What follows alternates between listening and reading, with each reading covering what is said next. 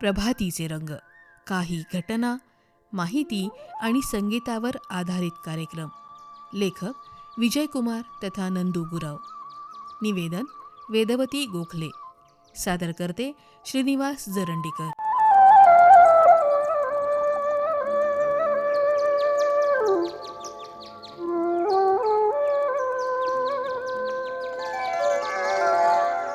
नमस्कार रसिक श्रोते हो, नमस्कार. दृष्टी नसली तरी स्वप्नांना कधीच मर्यादा नसते, हे सांगणारा एक प्रेरणादायी क्रिकेट सामना कुपवाडच्या नवकृष्णा व्हॅली इंग्लिश स्कूलच्या मैदानावर रंगला. अंध खेळाडूंनी खेळलेल्या या ब्लाइंड क्रिकेट सामन्यानं सांगलीकरांच्या मनावर जणू प्रेरणेचा एक भला मोठा सिक्सर ठोकला. मैदानावर धावांचा पाठलाग, विकेटचा थरार, चौकार षटकारांचा जल्लोष आणि जिद्दीची खरी इनिंग पाहायला मिळाली. जिल्हाधिकारी अशोक काकडे यांच्या संकल्पनेतून साकारलेल्या या उपक्रमानं अंध मुलांना आत्मविश्वासाची नवी ओपनिंग पार्टनरशिप दिली. सामना सुरू होताच जणू जिद्दीचा टॉस झाला आणि मैदानावर 2 संघ उतरले, टीम शिवनेरी आणि टीम रायगड. प्रथम फलंदाजी करताना टीम शिवनेरीनं दमदार इनिंग उभारली. फलंदाजांनी संयम राखत योग्य वेळी चौकारांचे फटके मारत धावफलक वेगानं पुढं नेला. 15 षटकात 4 विकेट गमावत त्यांनी 117 धावांचा स्पर्धात्मक स्कोअर उभारला. प्रत्येक धाव जणू आत्मविश्वासाची एक रन होती. यानंतर टीम रायगड मैदानात उतरली. त्यांनी सुरुवातीपासूनच आक्रमक बॅटिंग करत धावांचा पाठलाग सुरू केला. प्रत्येक चेंडूवर खेळाडूंचा आत्मविश्वास जणू कव्हर ड्राईव्हसारखा सुंदर दिसत होता.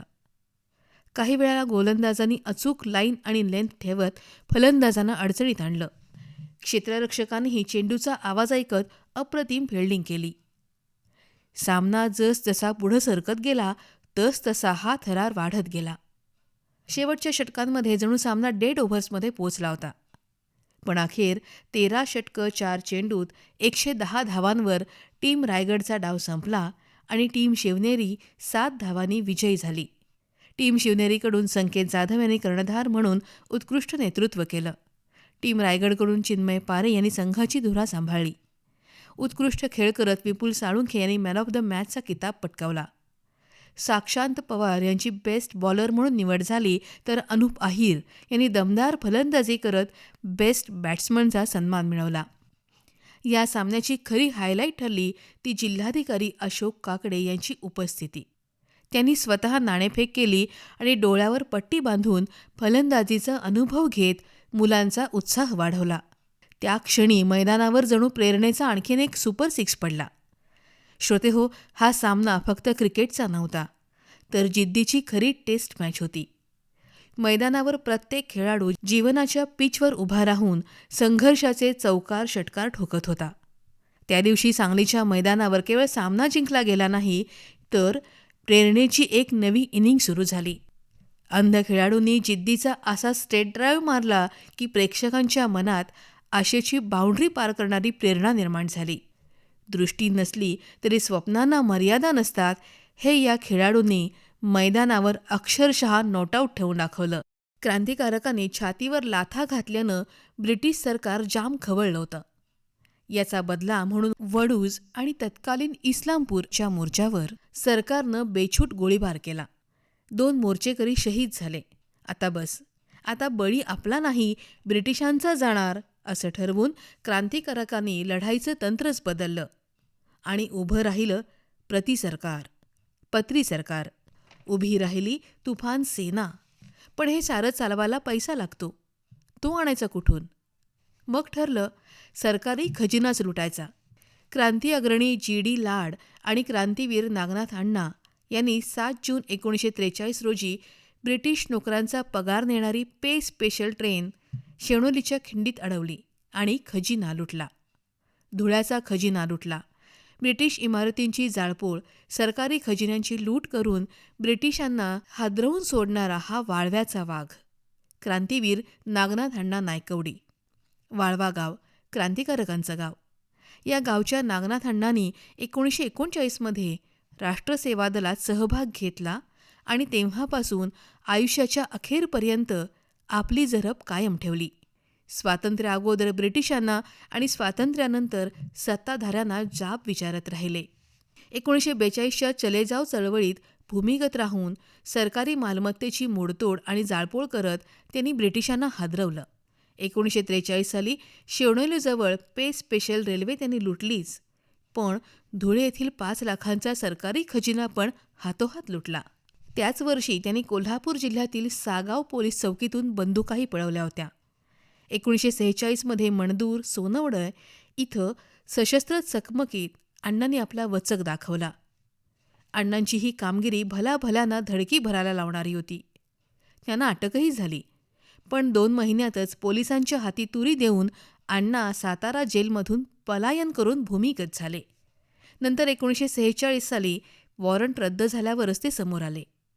रात्रंदिनहामा युद्धाचा प्रसंग असं हे आयुष्य एखाद्या थ्रिलर हॉलिवूड सिनेमासारखं.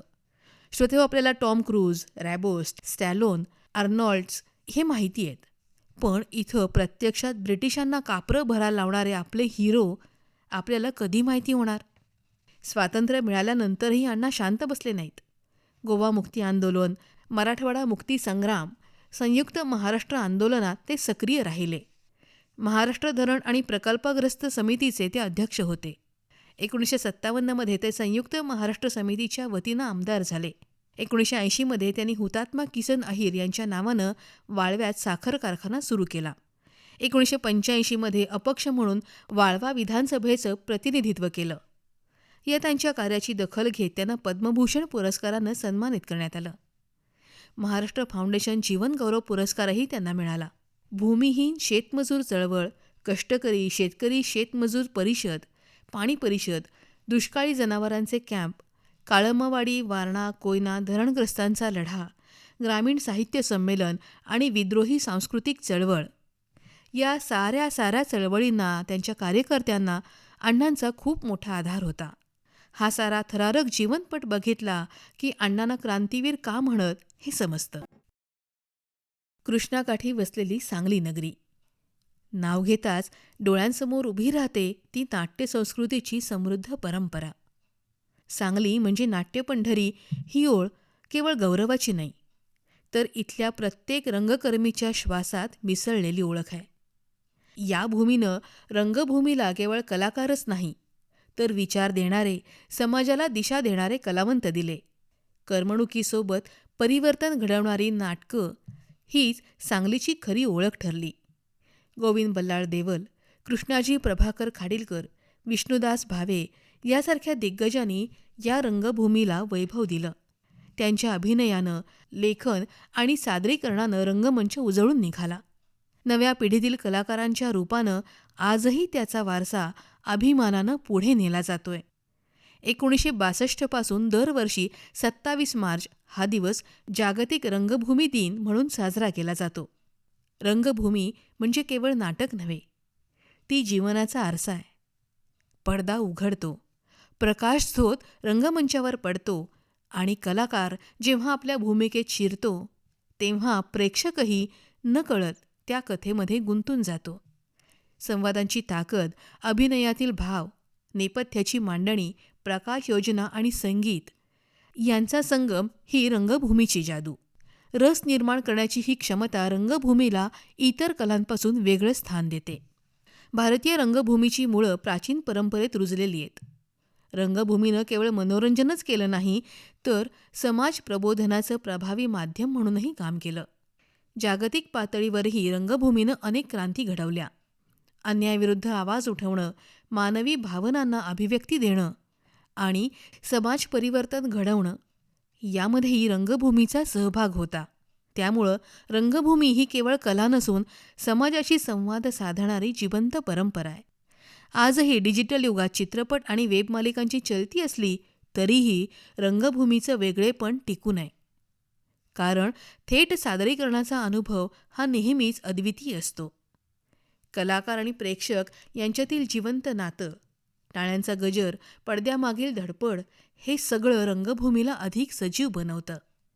सांगलीसारख्या नाट्यपंढरीनं ही परंपरा जपली, वाढवली आहे आणि नवीन पिढीकडं सुपूर्तही केली आहे. त्यामुळंच ही नगरी केवळ भौगोलिक ठिकाण नसून एक जिवंत संस्कृती आहे. शेवटी एकच भावना, रंगभूमी ही समाजाचा आरसा आहे. तिला जपणं, समृद्ध करणं आणि पुढील पिढीपर्यंत पोहोचवणं ही आपली सामूहिक जबाबदारी आहे.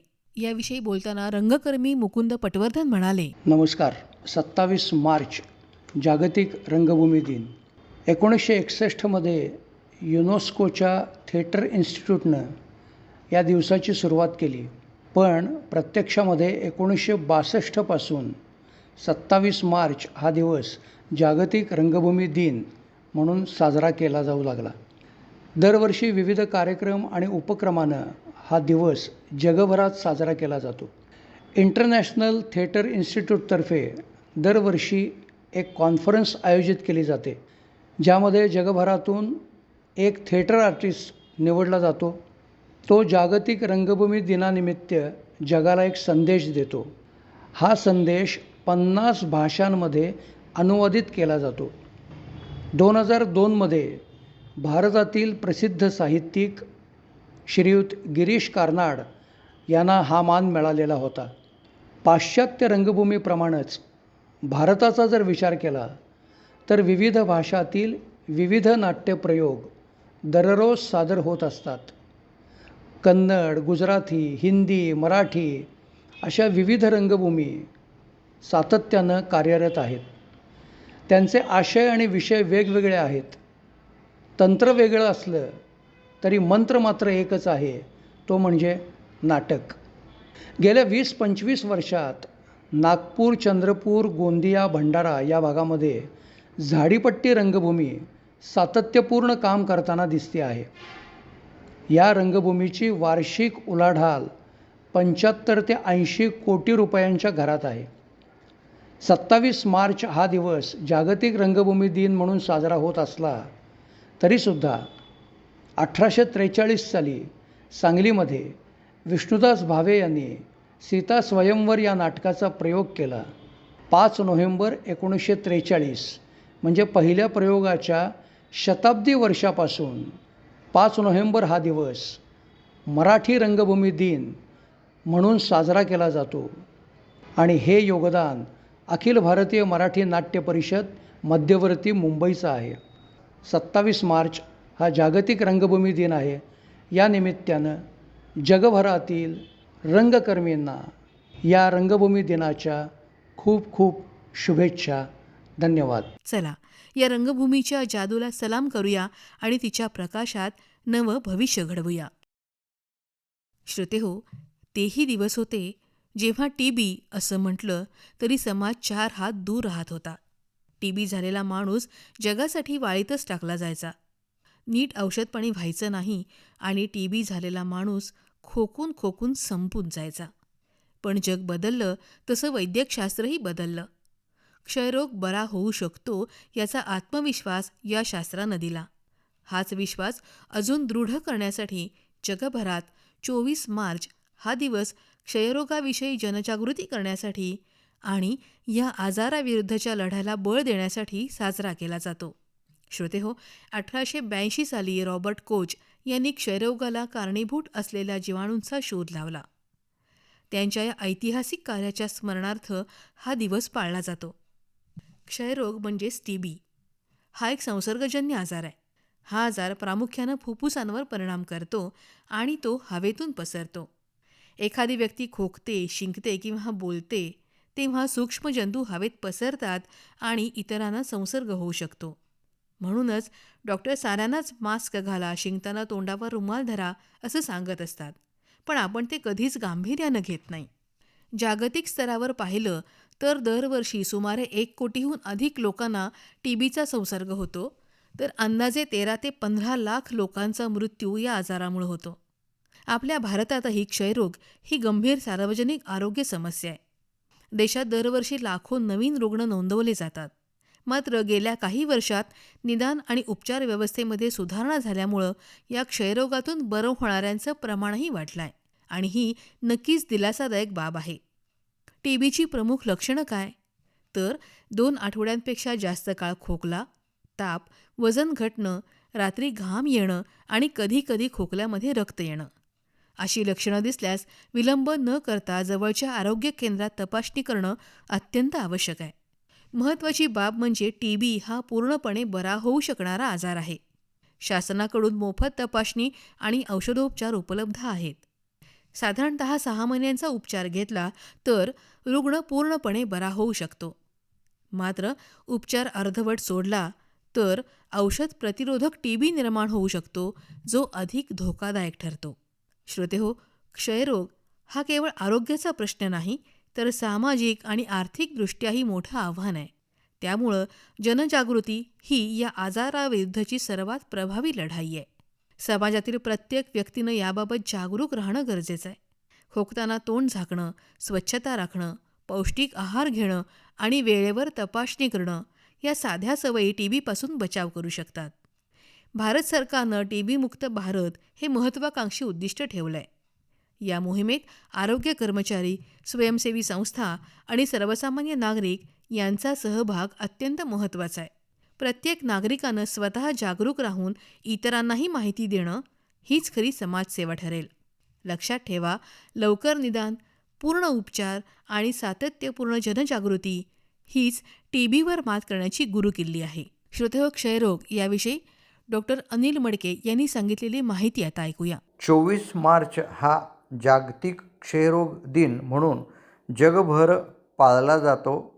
कारण क्षयरोग म्हणजे टीबी हा आजार अजूनही आपल्यामध्येच नव्हे तर जगभर पसरत आहे.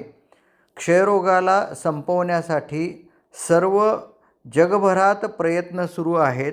त्यामुळे यावर्षी जागतिक आरोग्य संघटनेच्या वतीने जे घोषवाक्य जाहीर केलेले आहे ते म्हणजे yes we can end TB led by countries powered by people. याचाच अर्थ होय, देशांचे नेतृत्व आणि लोकांचे समर्थन याद्वारे आपण टीबी संपवू शकतो. श्रोतेहो, आपण सर्वांनी सजग राहायला हवे. क्षयरोग हा थुंकीतून पसरत असल्यामुळे खोकताना रुमाल लावायला हवा आणि अर्थातच क्षयरोगावर मात करायला हवी. आजूबाजूला सर्वांना हे सांगा, क्षयरोग एकत्र येऊन संपूया. धन्यवाद. चला, आपण सर्व मिळून एक निरोगी, सजग आणि क्षयरोगमुक्त समाज घडवूया.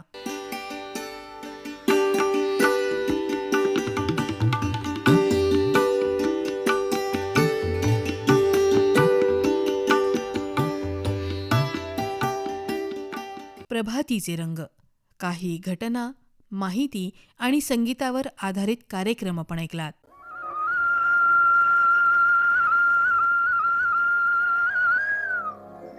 लेखक विजयकुमार तथा नंदू गुरव. निवेदक वेदवती गोखले. सादरकर्ते श्रीनिवास जरंडीकर.